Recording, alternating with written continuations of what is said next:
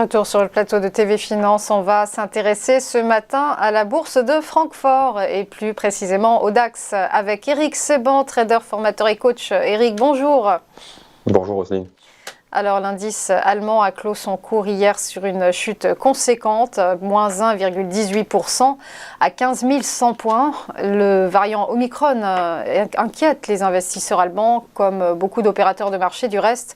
Son possible impact sur l'économie effraie, ainsi bien évidemment que l'inflation galopante en Allemagne, des chiffres inédits depuis 1992. Bah oui, voilà, nous avons le cocktail pour provoquer la baisse qu'il y a eu. Je vous disais la semaine dernière que on pouvait se retrouver dans une période de trou d'air, et en effet, c'est ce qui se produit. Mercredi dernier, depuis mercredi dernier, on n'a pas du 1000 points déjà pour commencer. Bon. Alors on s'est arrêté dans une zone importante, 15 000, 15 100, c'est une zone d'appui, c'est une zone dans laquelle par laquelle on est déjà passé. On est passé par là en juillet, on est passé par là en octobre.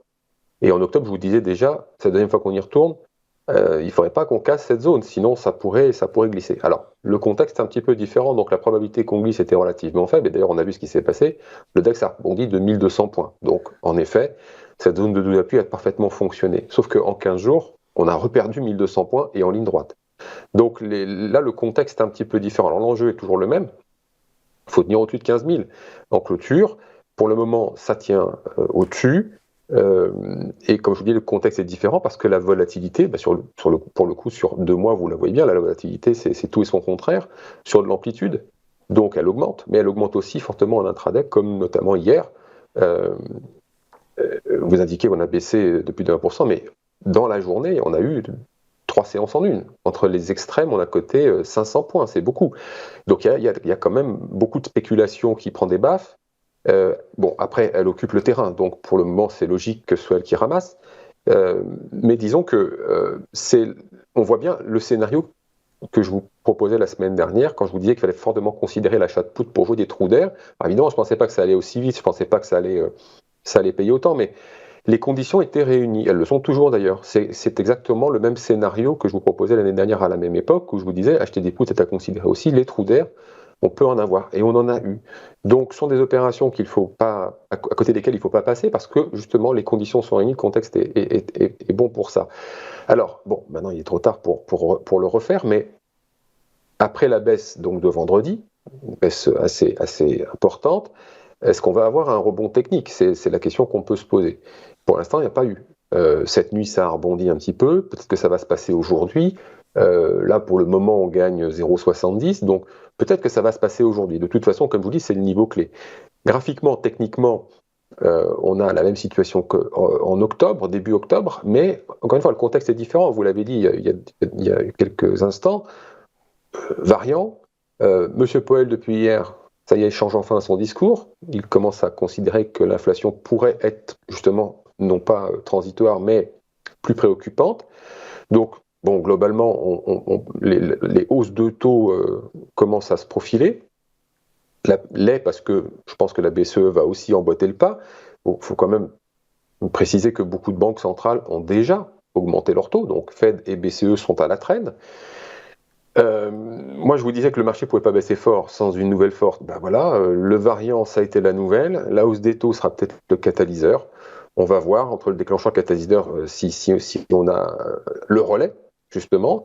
C'est vrai qu'après autant de soutien des banques centrales au marché, c'est un peu difficile d'imaginer qu'elles vont le lâcher. Mais en même temps, peut-être s'occuper aussi un peu des consommateurs maintenant, parce que l'inflation, justement, si elle perdure, va forcément poser des problèmes à un moment un peu plus important encore que ce qu'on imagine maintenant. Donc, si elle est plus transitoire, il va falloir s'en occuper.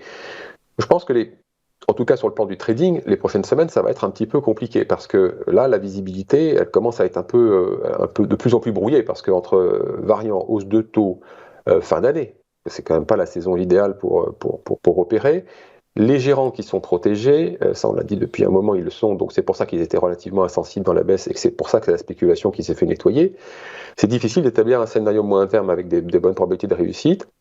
Les deux principales questions que moi je me pose, c'est jusqu'à quel niveau les gérants sont protégés. les gestions sont protégées par des puts, mais jusqu'à quel prix, ça je ne le sais pas. Il faudrait que ça baisse pour le savoir, pour répondre à cette question. Et puis, est-ce qu'ils ne seraient pas justement dans la position en ce moment de se poser la question d'acheter? Le problème, c'est que ce n'est pas le moment pour acheter pour eux, parce que voilà, la fin d'année, c'est les mêmes raisons que la semaine dernière. Hein. Ça ne va pas changer, les boucles vont bientôt se fermer.